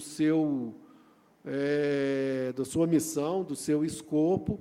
Existe no TETAC um volume de recursos razoável que é destinado a isso, que são os recursos que têm caráter compensatório, né? Então, eles não são para reparação dos danos, são volumes expressivos, de 240 milhões de reais por ano, para todos os programas compensatórios, mas é algo que dá, ao longo dos anos, aí, para dar um incentivo concreto, né? E isso junto com outros entes do Estado e com uma perspectiva aí de, com o tempo, melhorar o cenário macroeconômico, a gente possa, então, ter sempre em mente o seguinte: vamos aproveitar a oportunidade não para retornar ao que era. Então, aquele microempreendedor, ele voltou àquele pequeno faturamento que ele tinha em setembro de 2015. Não, vamos tentar aproveitar esse recurso para dar um upgrade na condição dele de concorrer no mercado e uma perspectiva de futuro assim mais promissora. Então, a gente está com o tempo bem apertado. Vou deixar falar mais um pouquinho. Já estão na fila aí há um tempão, mas realmente a gente está com o tempo bem apertado. Vou falar um pouquinho. Bom dia a todos. Bom dia à mesa. Meu nome é Senise, sou presidente de um comitê de bacia afluente do Doce, que é o Rio Manhuaçu, comitê do Rio Manhuaçu, e estou também na diretoria do CBH Doce. Falar da alegria de estar aqui, da satisfação, acho que o evento está atingindo o seu objetivo de oportunizar as pessoas a nivelarem o seu conhecimento, a se inteirarem de todo o processo, né? Nós que já estamos interagindo, envolvidos, a gente já tem parcialmente muitas informações, mas agora é uma oportunidade da gente, às vezes, tomar parte de alguns segmentos que ainda a gente não tinha oportunidade. Sou membro também do Conselho Consultivo da Fundação Renova, e lá a gente tem a oportunidade de buscar e ouvir toda essa dinâmica. Dizer, Leonardo, parabéns pela sua apresentação, você conseguiu, de uma forma muito sintética, né, resumir o que os comitês de bacia têm articulado e têm conseguido efetivamente fazer na sua dinâmica, mas relatar para vocês aqui que, para nós, é uma angústia muito grande, né? Vocês devem estar percebendo aí uma presença significativa de membros de comitê de bacia aqui neste evento, não poderia ser diferente, não é? O comitê de bacia é o principal envolvido e interessado em tudo isso, não é? Se há cerca de 15 anos nós estávamos lá dentro da nossa bacia, articulando ações, elaborando programas e projetos, nós temos dezenas, quase 70 programas elaborados que enxergavam a revitalização do Doce. Nos faltavam recursos e, às vezes, condições humanas, né, mão de obra suficiente para colocar em prática todos os programas. A gente elenca, a gente prioriza 1, 2, 3 programas a cada ano para a gente conseguir executar de fato. De repente vem esse episódio, o nosso rio já estava agonizando, né, como já foi dito aí, era um rio que era um dos mais degradados do país, e durante um tempo ele ficou sem água e somente com lama. Graças aos seus rios afluentes, né, como o Manhuaçu, como o Caratinga, nós limpamos aquela lama, diluímos tudo aquilo, só para vocês entenderem.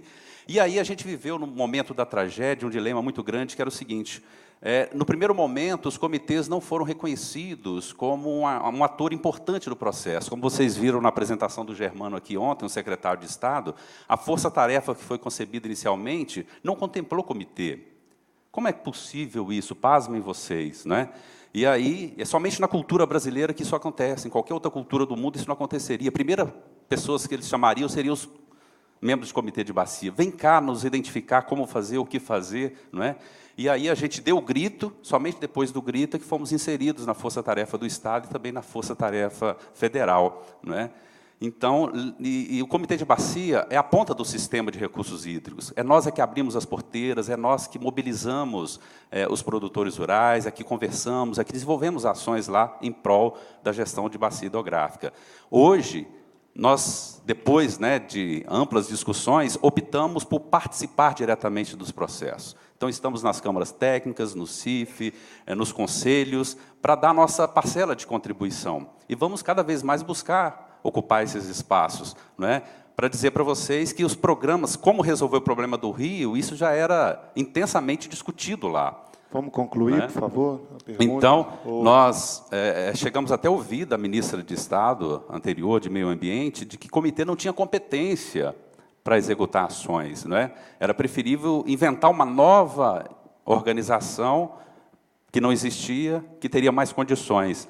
Hoje a gente concorda que é possível somar forças, né? E por isso estamos aqui interagindo e temos buscado pleitear isso a todas as instâncias, para exatamente garantir que o Comitê de Bacia seja respeitado, né, Leonardo, e que seja cada vez mais valorizado, é o que tem sido mencionado aqui por diversas vezes. E a gente tem ouvido isso, né, da Fundação Renova, do Roberto e todos os outros atores, dado esse devido reconhecimento aos comitês de bacia, reconhecendo que eles estão ali realmente diretamente ligados, envolvidos. Então, só para falar para vocês que o Comitê de Bacia tem uma história muito marcante, uma identidade, e representa, de fato, ali as pessoas afetadas, isso no âmbito, né, ambiental, no âmbito ecológico, né, aspectos econômicos. Vai passar a palavra para o colega agora. Tá, ok.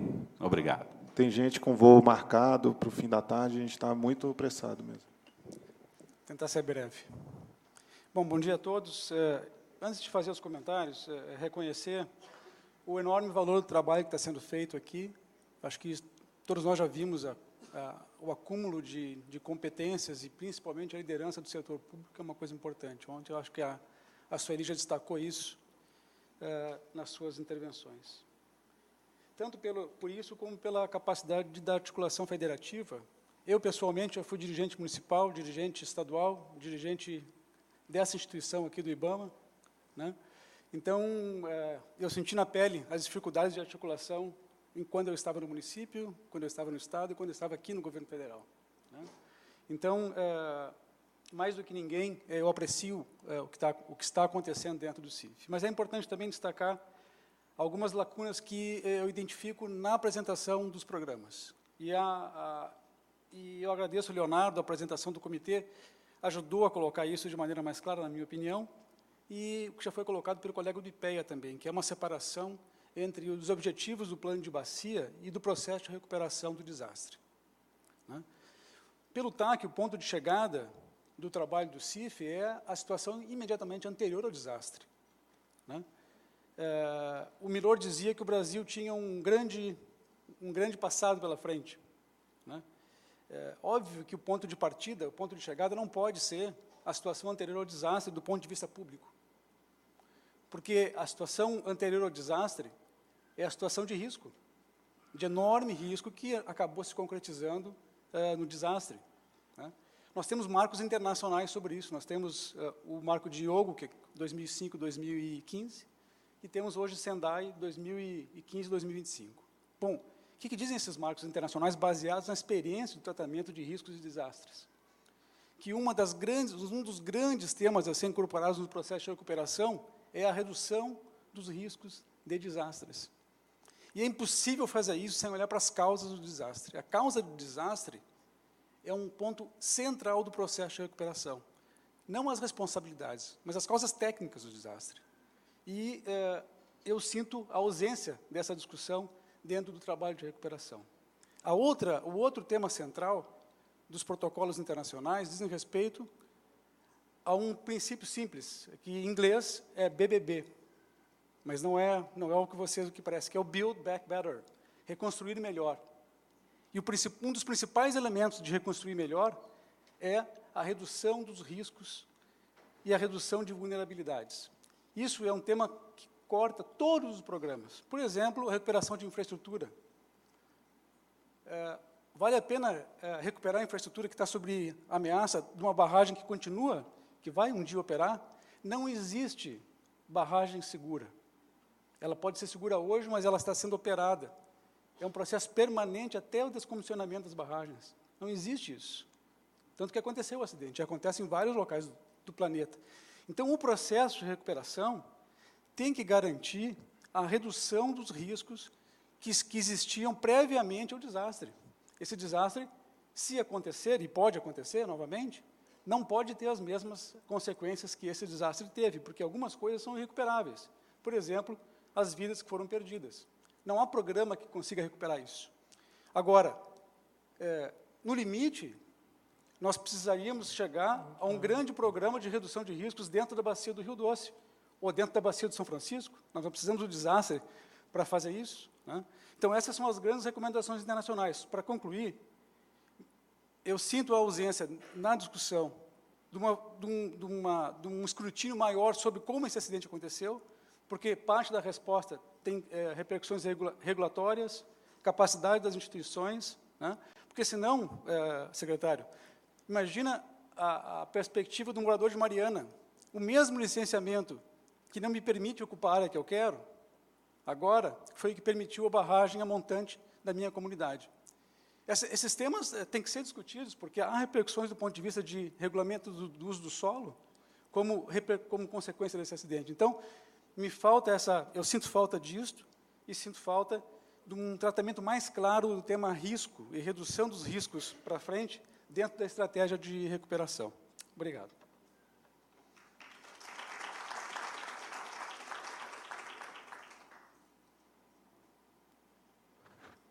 Bom, então, para finalizar aqui, só tecer alguns comentários com relação à fala, e até um pouco dialogando com o senhor, eu esqueci o nome dele, seu nome? Nilvio, isso, dialogando um pouco com a fala dele. E aí eu vou extrapolar um pouquinho, se ele me permitir também, só o âmbito da Câmara Técnica de Infraestrutura, mas falando um pouco do acordo no modo geral. Esse é um ponto essencial, essa perspectiva do reconstruir melhor, né? Eu, particularmente, participei de toda a construção do acordo, e isso, eu tenho uma visão um tanto quanto diferente, que eu acho que, sim, isso está presente nele, sabe? Essa perspectiva do reconstruir melhor. Em todos os programas, a gente fez questão de enfatizar, né, e eu acho que as câmaras técnicas têm trabalhado isso também de uma maneira bem intensa. Primeiro, a consciência de que todas as estruturas, o próprio meio ambiente, ele, como foi muito dito aqui já, né, existiam carências, vamos dizer assim, né, relacionadas a tudo que envolve esse território impactado, seja no sentido da infraestrutura, seja nos aspectos ambientais, de um modo geral. Então, quando a gente diz que a recuperação ela visa o retorno, a recuperação àquele momento imediatamente anterior ao desastre, em termos gerais, pode ser que isso seja um horizonte, mas sempre a perspectiva do avanço, para além disso, mesmo porque nós temos um quadro da legislação, né, de legislação brasileira, que coloca o que é o próximo da situação ideal. Para cada, e aí eu estou falando de um modo geral, né, para cada item que está ali no acordo. Então, na perspectiva dos programas, é inadmissível não se chegar, no mínimo, a esse ponto, aquilo que a legislação brasileira coloca, seja no sentido da recuperação ambiental, seja na recuperação da infraestrutura. Por exemplo, no caso dos distritos, né, é muito claro para a gente que existe uma série de itens deficitários, em termos de infraestrutura, dos distritos impactados, né. Tínhamos situações enquadradas em déficit habitacional, né, déficit qualitativo, principalmente. Né.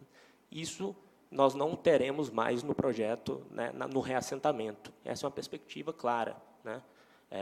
O reassentamento ele vai sanar também aquilo que era deficitário antes, porque a gente não pode implantar algo que a lei não prevê, né.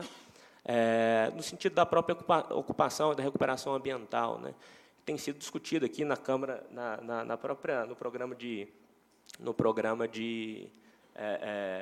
recuperação das atividades rurais, né, agropecuárias, e aí envolve, inclusive, uma discussão intensa com os órgãos ambientais, e aí a gente tem discutido, inclusive, a aplicação de metodologias. A Zuleika prega muito a aplicação do ZAP, né, do zoneamento ambiental produtivo, para a gente também sanar essas dificuldades que a gente tem com relação ao meio ambiente, que áreas que já ocupavam, por exemplo, áreas de APP, e como que a gente resolve isso, fazer essa recuperação e também trabalhar na perspectiva do produtor. Então, acho que isso, só falando de um modo geral, né, o recuperar melhor, né, melhor do que eu acho que ele permeia todos os programas, tá, do acordo, mesmo porque existe o Estado, né, a gente o acordo ele não caminha fora daquilo que a lei prevê e daquilo que o Estado prega, né. Então a gente não pode fugir disso. Então essa é uma perspectiva que a gente traz sim dentro dos programas. Agora é sempre possível avançar mais e mais, né, e aí eu acho que envolve o esforço de todas as câmaras técnicas, do próprio arranjo que foi proposto e da sociedade de um modo geral. Então, obrigado, viu, gente. Agradeço a participação aqui, a presença da mesa. Vou convidar agora o senhor Sérgio Rossi. Renato, só dizer que está aceita a sua sugestão, acho. No café, eu falava com a doutora Andressa, do Ministério Público de Minas Gerais, sobre essa questão. E acho que no CIF também, presidente, nós precisamos focar um pouco nessa questão das causas, para que a gente possa contribuir para as mudanças que vão evitar que acidentes como esse voltem, desastres como esse voltem a acontecer. Obrigado, Renato.